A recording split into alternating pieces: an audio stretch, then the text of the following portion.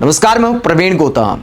दोस्तों, पीएम मोदी के चुनावी भाषण सुनकर कई बार अफसोस होता है, क्योंकि देश के प्रधानमंत्री है तो सोचकर यह अफसोस होता है कि क्या प्रधानमंत्री को ऐसी भाषा का इस्तेमाल करना चाहिए। कई बार हंसी आती है क्योंकि कॉमेडियन को भी फेल कर देते हैं भारत के प्रधानमंत्री। बिहार की चुनावी रैली में ऐसा ही करने का काम किया और वो सुनकर कई सवाल मन में उठे कि देश की जनता को, बिहार की जनता को डरा रहे हैं, हंसा रहे हैं या मूर्ख बना रहे हैं। पीएम मोदी ने मूर्ख बनाने वाली राजनीति के तहत आरजेडी की सरकार को याद करते हुए क्या दावे किए। लोकसभा चुनाव याद आ गया, जहां कई तरह के बयान उन्होंने दिए थे कि साइकिल छीन लेंगे, भैंस छीन लेंगे, कमरा छीन लेंगे। उसी तरह की कॉमेडी करते हुए बिहार में पीएम मोदी ने क्या दावा किया, उससे पहले मल्लिकार्जुन खड़गे का एक बयान आपको सुनाते हैं।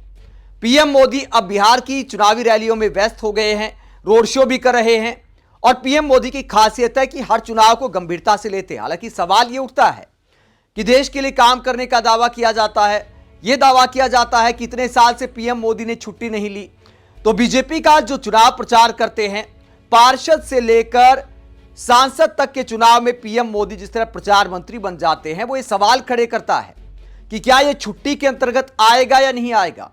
क्या इसका भी देश हित में कोई योगदान है या पार्टी हित में ही देश हित के साथ समझौता कर रहे हैं।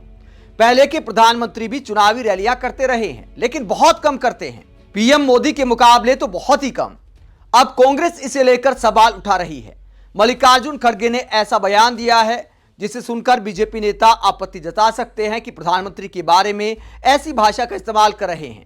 मल्लिकार्जुन खड़गे ने सवाल उठाया है कि देश के प्रधानमंत्री देश का काम छोड़कर जिस तरह चुनावी रैलियां करते हैं, बिहार में जिस तरह जा रहे हैं, उसे लेकर सवाल खड़ा होता है कि क्या पीएम मोदी के बेटे की शादी है। पीएम मोदी पर बेटे की शादी वाला तंज कसते हुए मल्लिकार्जुन खड़गे क्या कहते, पहले ये बयान सुनाते, उसके बाद पीएम मोदी की कॉमेडी में आपको दिखाएंगे क्या कहते हैं खड़गे, जरा सुनिए। यहाँ पर मोदी साहब घूम रहे, बहुत घूम रहे, जैसा कि उनके बच्चे की शादी है या बेटे की शादी है, वैसा घूम रहे। अरे बाबा, म्युनिसिपालिटी में तुम ही घूमते हो, तालुका बोर्ड की तालुका पंचायत इलेक्शन में तुम घूमते हो, जिला पंचायत में, कॉर्पोरेशन में, एमएलए इलेक्शन में, एमपी इलेक्शन में, कहाँ जाएंगे आप? क्या सभी लोग हर दम जो मोदी को देख के वोट दो?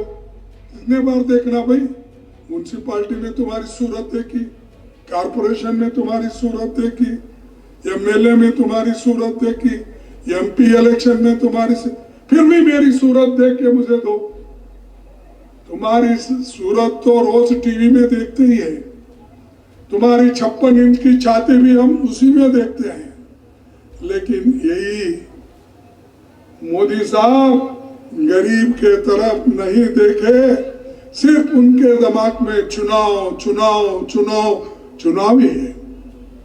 या तो चुनाव के दिन सब जगह फिरते हैं, या तो बाहर घूमते रहते हैं, विदेशों में घूमते हैं। कोई ऐसा प्राइम मिनिस्टर विदेश में इतना घूमा मैं नहीं देखा। तो मल्लिकार्जुन खड़गे कटाक्ष करते हैं कि या तो विदेश में घूमते हैं या चुनाव में घूमते हैं, देश के लिए काम आखिरकार कब करते हैं। दूसरी तरफ बीजेपी नेता दावा करते हैं कि देश के लिए जीते मरते हैं, 20 घंटे काम करते हैं, 4 घंटे की बस नींद लेते हैं। वही विपक्षी नेता सवाल उठा रहे हैं कि काम क्या करते हैं। चुनाव प्रचार करना क्या इतना बड़ा काम है? पंचायत से लेकर सांसद तक के चुनाव में पीएम मोदी के चेहरे पर ही जब वोट मांगे जाते हैं तो बाकी नेताओं की क्या कोई छवि नहीं है। और इस मामले में एक और बड़ा दिलचस्प पहलू है, जब विकास को लेकर बात की जाती है, किसी शहर के विकास को लेकर, करप्शन को लेकर, तो बीजेपी के नेता कहते हैं, समर्थक कहते हैं कि भैया क्या अकेला मोदी सब कुछ करेगा। कई बार जनता के भी इस तरह के विचार सुनने को मिलते हैं। हालांकि हर चुनाव में पीएम मोदी कहते हैं कि आप जो वोट दे रहे हैं वो सीधे मोदी के खाते में जाएगा। तो फिर शहर की बदहाली के लिए भी मोदी से सवाल करने में कोई गुरेज नहीं होना चाहिए। तो विपक्षी नेता पीएम मोदी के अति चुनाव प्रचार पर सवाल उठा रहे हैं। वही पीएम मोदी जनता को क्या बोलते हैं, विकास का हिसाब बताने की बजाय कहते 20 साल पहले जब आरजेडी की सरकार थी तो किस तरह का भ्रम फैलाया जाता था। इन लोगों को बिजली से भी दिक्कत थी, ये नहीं चाहते थे कि देश में बिजली आए। किस तरह की कॉमेडी प्रधानमंत्री ने की, जरा सुनिए। मजबूरी में आरजेडी को भी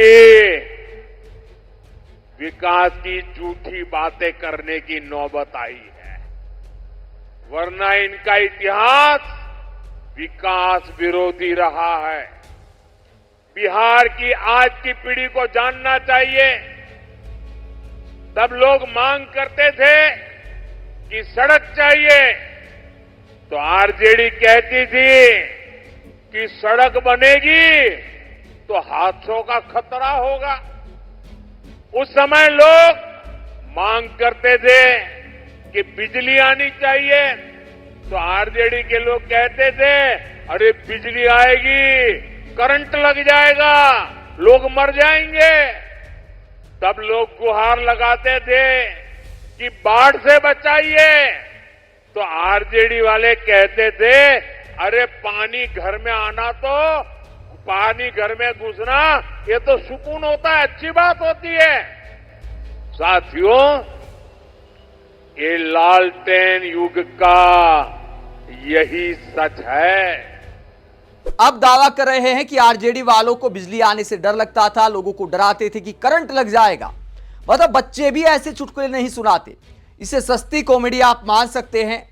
देश के प्रधानमंत्री के ऐसे बयान इस बात को भी दिखाते हैं कि सामने बैठी जनता का कितना सम्मान करते हैं। ये बयान इस बात को दिखाते कि सामने जो पब्लिक बैठी है, मोदी जी ने उसे मूर्ख समझ लिया है कि मैं जो कुछ भी बोलूंगा उसे सच मान लिया जाएगा। देश का मीडिया ऐसे बचकाना बयानों पर सवाल नहीं करता कि प्रधानमंत्री को क्या इस तरह की बातें शोभा देती हैं। कभी मोबाइल की लाइट जलवाने लगते हैं, कहते जब मोबाइल जल रहा है तो लालटेन की क्या जरूरत है। पांचवी वाले बच्चे भी ऐसे सस्ते चुटकुले नहीं सुनाते जो देश के प्रधानमंत्री रैलियों में आजकल सुना रहे हैं। कायदा यह बनता है कि बिहार में जाकर यह बताना चाहिए कि उनकी सरकार ने क्या किया है, कितनी फैक्ट्रियां लगाई हैं, कितने लोगों को रोजगार दिया है। लेकिन या तो 20 साल आगे ले जाते हैं या 20 साल पीछे ले जाते हैं और उसके नाम पर सस्ते चुटकुले सुनाते हैं। जनता को डराते हुए कभी कट्टे वाली भाषा का इस्तेमाल करने लगते हैं, कभी कहते तेजस्वी यादव की पार्टी ने कांग्रेस की कनपटी पर बंदूक लगा दी। आप चुनावी रैलियों में पीएम मोदी की ऐसी भाषा को लेकर क्या सोचते हैं और हर चुनाव में पीएम मोदी के इतना रैलियां करने को लेकर क्या सोचते हैं? क्या देश के प्रधानमंत्री को अपना टाइम चुनाव प्रचार में इतना लगाना चाहिए या फिर अपने काम के भरोसे कम प्रचार करके भी काम चलाया जा सकता है? कमेंट बॉक्स में अपनी राय जरूर दें, साथ ही चैनल को सब्सक्राइब भी करें। नमस्कार।